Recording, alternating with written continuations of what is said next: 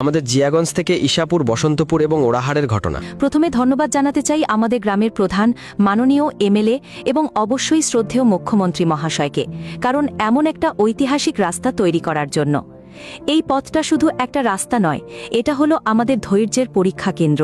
যখন বৃষ্টি হয় তখন এটা পুকুর হয়ে যায়, আর যখন রোদ ওঠে তখন এই ছোট ছোট গর্তগুলো দাঁত কেলিয়ে হাসে। রিকশা, বাইক, গাড়ি সবই এখানে এসে নাচতে শুরু করে। কাঁধের ব্যাগ ছিটকে পড়ে, পিঠে ব্যথা হয়, তবুও আমরা চলি, কারণ এই ভাঙাচোরা রাস্তা আমাদের মনে করিয়ে দেয় যে আমরা কতটা কষ্ট সহিষ্ণু। সত্যি বলতে, এই রাস্তা দেখলে মনে হয় বছরের পর বছর ধরে কেউ যেন এর দিকে ফিরেও তাকায়নি। আমরা কি অন্য রাজ্যের মানুষ? আমাদের কি ভালো রাস্তায় চলার অধিকার নেই? কাদা, ভাঙচুর আর ঝাঁকুনি, এটাই কি আমাদের নিয়তি?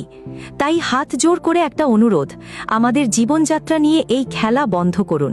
এই জিয়াগঞ্জ থেকে ঈশাপুরের রাস্তাটা যত তাড়াতাড়ি সম্ভব মেরামত করে দিন। এই ধৈর্যের রাস্তা আর নয়, আমরা এবার সাধারণ মসৃণ রাস্তায় হাঁটতে চাই। আমাদের যেন আর ধন্যবাদ জানানোর সুযোগ না দিতে হয়। ধন্যবাদ।